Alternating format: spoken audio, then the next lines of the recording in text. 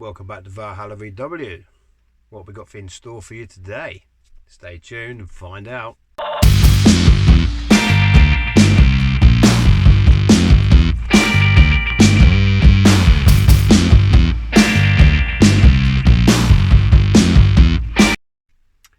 So, what have we got in store for you today?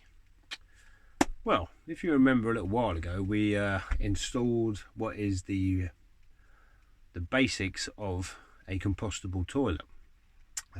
Well, today we're going to be getting that finished off. We're going to be adding our urine tank, and we're going to be making it a proper working compostable toilet.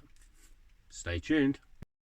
So what's that going to involve? Well, as you've seen on the previous video, we have the main carcass of the toilet. So now what we need to do is add a diversion pipe, which will take all the urine away into a separate tank so we can easily empty that, and then basically section off the carcass that we've got already, and then we should have a separate compartment for solids and an easy escape for any fluids. Let's get it done. Sounds nice, doesn't it? So first things first, we need to remove the carcass that we temporarily installed under our seat. I'll show you. There's our seat, temporary lid, there's the tank.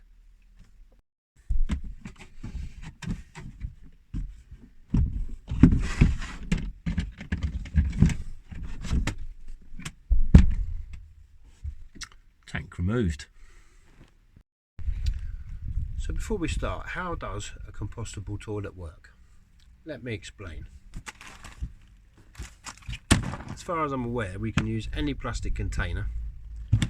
We fill said container with sawdust, like so.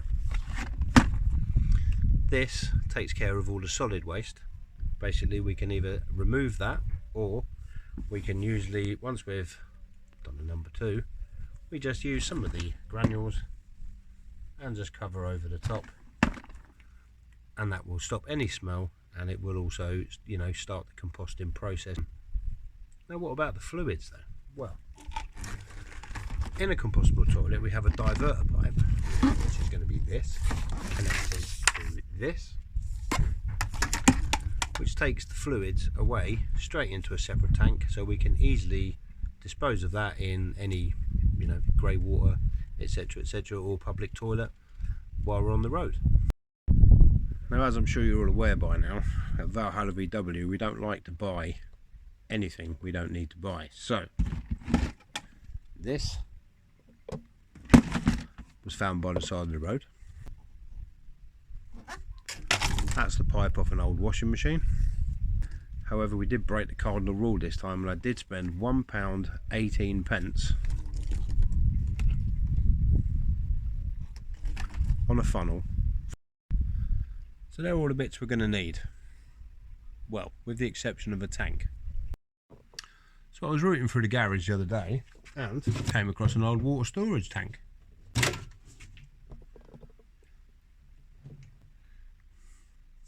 Should be perfect. So there we go. We have all our bits. We have a container, sawdust, tank for fluids, funnel for fluids to go down, pipe for said fluid to go into tank, and a lid. All we're going to need now is some tools. Let's get the drill out. So the first job we're going to need to do is we're going to need to drill a hole in the bottom to pass the tube through, and we're then going to need to connect the funnel to the side. So with the container empty, we're now going to drill a hole through here to take the diverter tube. We're going to connect the funnel to the side here, make sure that's nice and rigid so we have no spills or accidents, etc., and then we'll backfill this with the granules.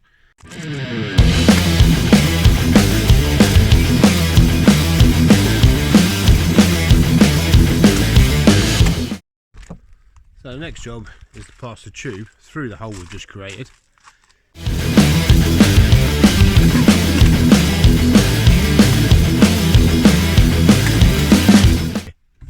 We've got the thing in there,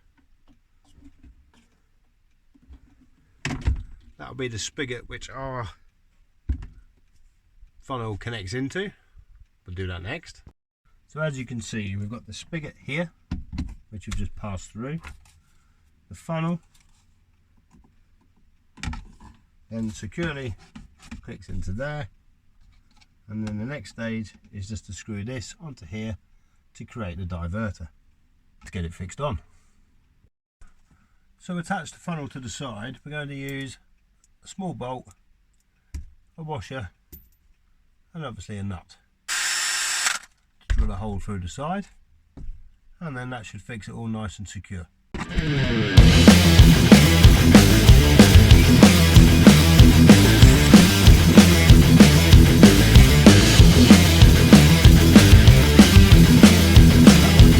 Diverter is now in place. So we're happy with the location of the diverter. Get it fixed in place now, and then we'll have a bit of a test run, shall we?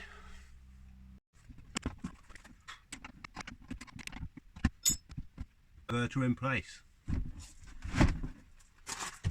Let's give it a test. Just kidding, I'll get a watering can. Here we go. Let's see if it works.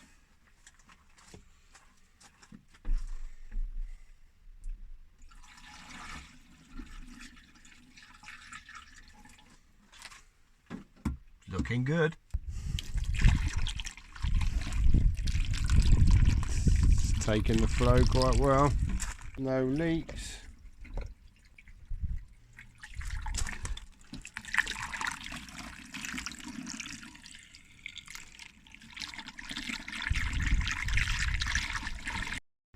I'd call that a successful test run. Let's get the sawdust back in, and then we can figure out where we're going to drill the hole through and connect into the tank underneath. Okay, so we've just refitted the lid just to make sure that that fits. So as you can see, that fits nicely. We've refilled the sawdust as well. We're ready to drill a hole through the bottom. Let's get some tools out. In fact, no, we're not going to get some tools out. That's coming up in part 2. So, thanks for watching up to now. Hope you found it useful. Hope it's given you some ideas, and maybe you're going to install one in your van. And as always, we'll catch you on the next one.